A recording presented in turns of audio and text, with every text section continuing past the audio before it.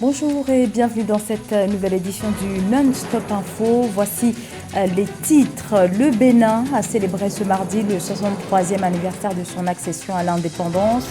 Une fête nationale marquée notamment par le traditionnel défilé militaire. Le Nigeria, avec qui le Bénin souhaite renforcer les partenariats notamment sur le plan militaire, était à l'honneur. L'émotion en Côte d'Ivoire après le décès de l'ancien président ivoirien Henri Konan Bédié. Il fut le deuxième président de la Côte d'Ivoire et il est resté jusqu'à sa mort un acteur majeur de la vie politique de son pays. La classe politique et la société civile rendent hommage à celui qui était surnommé par ses compatriotes le Sphinx de Daoukro. Le chant choral au cœur du Festival international Africa Cantat qui se tient jusqu'au 6 août au Cameroun. L'événement rassemble des artistes venus du monde entier autour de ce genre musical qui demeure un vecteur d'échange. La délégation de la CEDEAO, la communauté économique des États de l'Afrique de l'Ouest, dépêchée ce mercredi à Niamey pour négocier avec les putschistes dans le cadre de la crise nigérienne consécutive au coup d'État. Il y en a infiltré de cette rencontre. Alors dans le même temps, toujours ce mercredi, les chefs d'état-major des pays membres de la CEDEAO se réunissaient à Abuja au Nigeria pour discuter d'une éventuelle intervention militaire. L'organisation présidée par le chef de l'État nigérian Bola Tinubu n'exclut pas le recours à la force.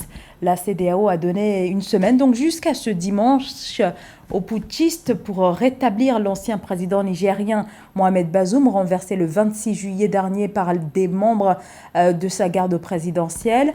En ligne avec les sanctions prises par l'organisation sous-régionale, le Nigeria a décidé de couper son approvisionnement en électricité au Niger, qui, sur le plan énergétique, dépend à 70% du Nigeria.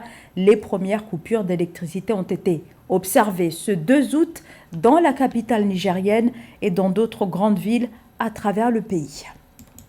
Fête nationale ce mardi au Bénin. Le pays a célébré son 63e anniversaire depuis son accession à l'indépendance. Une fête nationale marquée par les célébrations habituelles comme le traditionnel défilé militaire. L'invité d'honneur cette année était le président nigérian Bola Tinubu, dont la présence signe la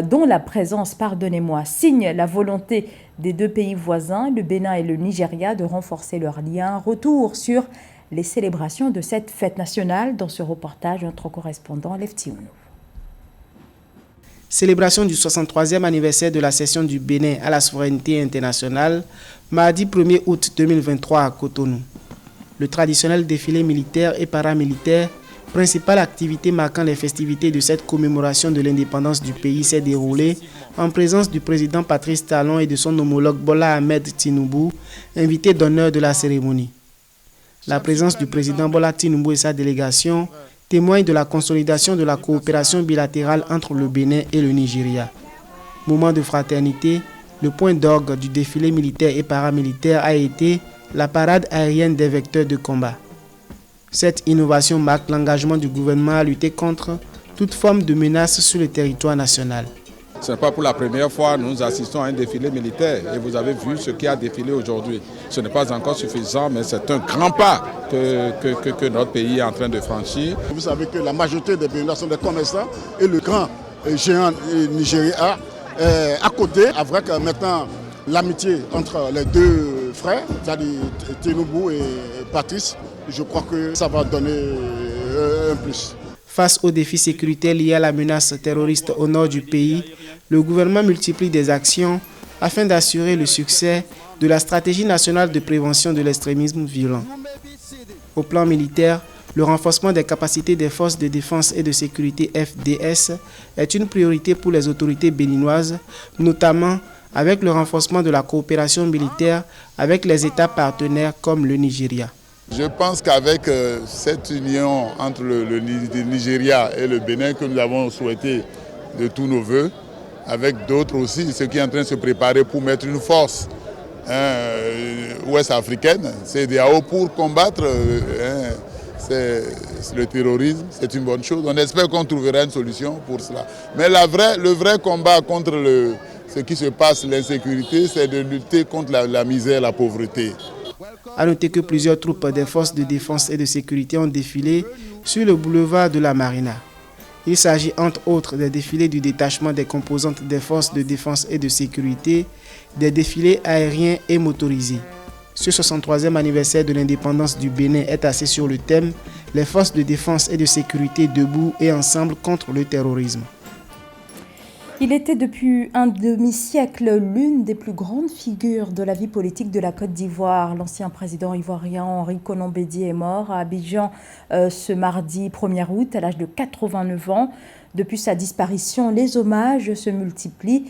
Ambassadeur aux États-Unis dans les années 1960, Henri Konan Bédié a ensuite occupé le poste de ministre de l'économie et des finances sous la présidence Félix Houphouët-Boigny avant de devenir président de l'Assemblée nationale puis chef de l'État de 1993 à 1999. Henri Konan Bédié n'avait pas exclu d'être candidat à la prochaine élection présidentielle. Marcel Kouassi-Amoua. Henri Konan Bédié, l'ex-président ivoirien et président en exercice du Parti démocratique de Côte d'Ivoire, PDCI, est décédé le mardi 1er août 2023 à l'âge de 89 ans.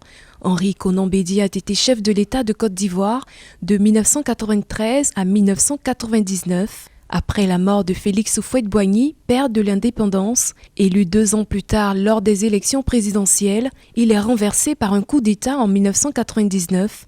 Son mandat est marqué par une crise sociale majeure consécutive aux problèmes économiques que connaît le pays depuis le début des années 1980. Malgré les plans d'ajustement structurel et des réformes libérales effectuées de 1990 à 1993. Mes chers compatriotes, nous venons d'apprendre ce matin l'information la plus cruelle de notre histoire nationale. Le père de la nation, notre chef d'État bien-aimé, n'est plus. Soutenu par son parti, le PDCI-RDA, il est à nouveau candidat à l'élection présidentielle de 2010, où il arrive 3e du premier tour. Lors d'un rassemblement de son parti en février 2015, il se rallie à la candidature d'Alassane Ouattara, à la tête du pays après la crise post-électorale de 2010 et l'élection présidentielle de 2015. J'ai demandé au PDCI-RDA d'abord et aux autres membres de notre alliance de se mettre en mouvement pour soutenir le président Alassane Ouattara pour ce second mandat.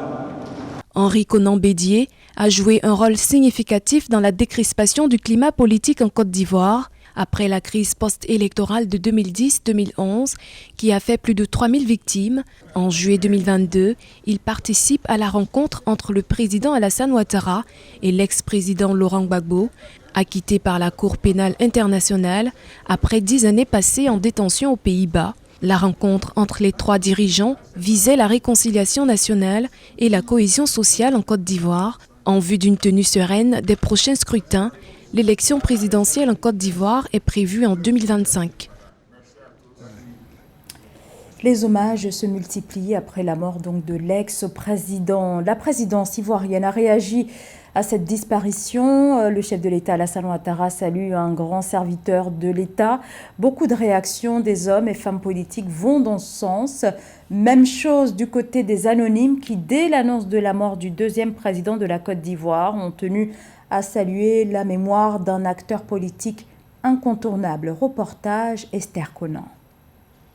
Les citoyens ivoiriens témoignent de leur douleur suite au décès de l'ex-président Henri Konan Bédié dans la commune de Cocody, à la suite d'un malaise.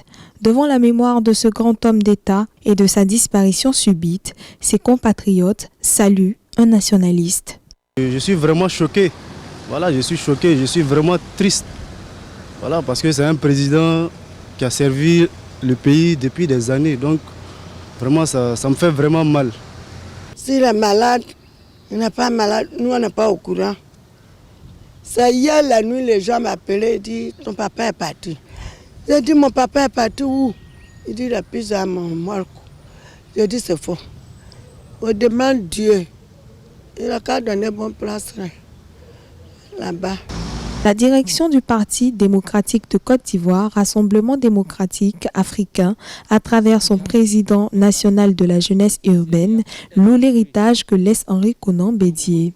C'est avec consternation, avec tristesse, une très grande tristesse, que la jeunesse du PDCDA et partant la jeunesse ivoirienne a appris la triste nouvelle de la disparition du président Henri Konan Bédié, notre guide. Pour le moment, ce sur quoi nous nous penchons, c'est comment organiser, rendre hommage, un hommage digne à la hauteur de l'homme qu'a été le président Henri Konan Bédié. Le premier héritage auquel nous nous référons, c'est que le président Henri Konan Bédié nous a toujours enseigné la paix. Le président Henri Konan Bédié nous a toujours enseigné la concorde nationale. Henri Konan Bédié a dirigé la Côte d'Ivoire de 1993 à 1999.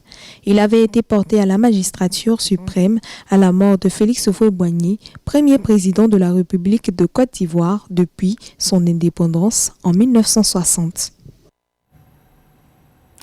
2 personnes ont été tuées ce mardi 1er août à Dakar dans une attaque à l'engin incendiaire contre un bus qui était en provenance de la banlieue de Dakar et qui se dirigeait vers le centre de la capitale. Mais en cours de route, le véhicule aurait été bloqué par un groupe d'individus descendus d'un pont. Pour l'heure, les motivations de cette attaque restent inconnues, mais elle intervient dans un contexte politique et social extrêmement tendu. Philomène Tine. Un cocktail Molotov lancé contre un minibus de transport en commun à Dakar au Sénégal ce mardi 1er août 2023. Le bilan officiel fait état de 2 corps sans vie et 5 personnes gravement brûlées. Cet incident qui s'est produit dans la commune de Hann Bel-Air est qualifié d'acte terroriste par le ministre sénégalais de l'Intérieur, Antoine Félix Diome, qui s'est rendu quelques minutes plus tard sur les lieux. Nous avons été informés par la gendarmerie et par les éléments des sapeurs-pompiers que 7 individus encagoulés ont pris en étau un car de transport en commun suite à cet attentat, à cet acte terroriste que nous venons d'enregistrer. Nous avons déploré cette victime, dont 2 corps sans vie et 5 blessés graves. Quel acte inhumain que de jeter un cocktail Molotov dans un bus transportant des Sénégalais comme soi. Et je voudrais dire à ces personnes que l'État prendra toutes les dispositions qui s'imposent. Cette attaque à l'engin incendiaire intervient dans un contexte de vive tension au Sénégal où des protestations ont éclaté contre l'inculpation de l'opposant Ousmane Sonko lundi 31 juillet 2023. Sa formation politique, les Patriotes du Sénégal pour le travail, l'éthique et la fraternité PASTEF, récemment dissous par le pouvoir sénégalais, a fermement condamné cette attaque dans un communiqué et réclame l'ouverture rapide d'une enquête objective pour en identifier les auteurs. Ce mardi 1er août 2023, PASTEF, les Patriotes, a appris avec tristesse et consternation la commission d'un acte criminel sur un bus Tata de la ligne 65 à Yarar. PASTEF, les Patriotes condamnent avec la dernière énergie cet acte ignoble et cruel perpétré contre d'honnêtes citoyens sénégalais.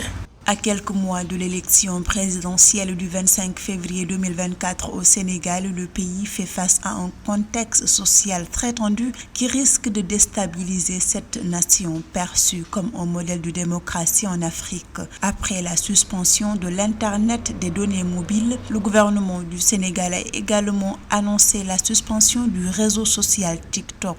Des décisions destinées à contrer la diffusion de messages haineux et subversifs relayés dans les réseaux sociaux dans un contexte de menace à l'ordre public, fait remarquer le ministre de la Communication du Sénégal.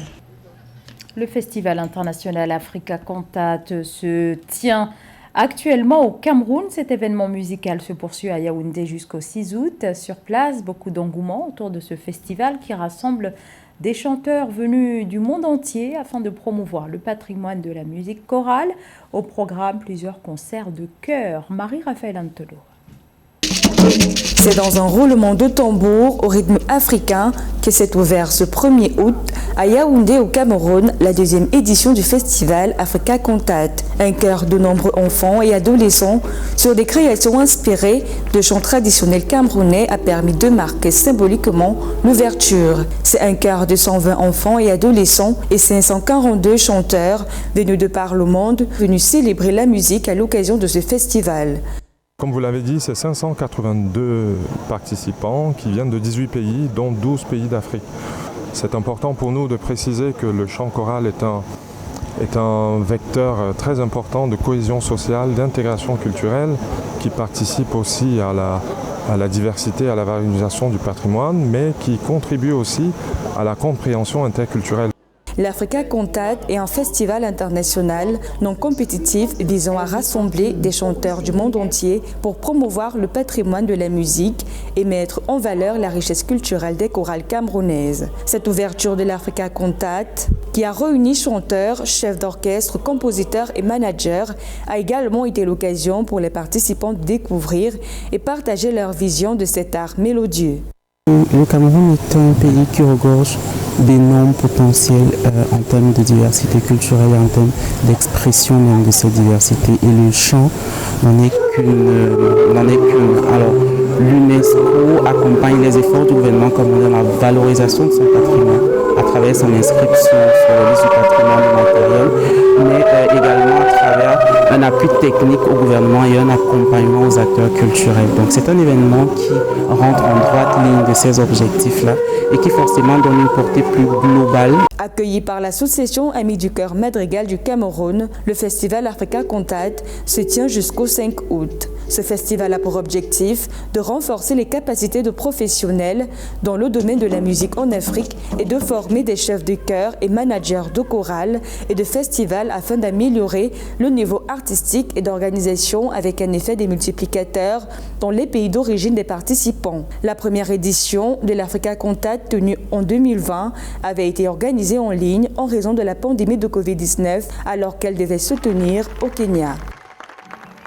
Fin de cette édition, merci de votre fidélité. L'information continue sur Africa 24.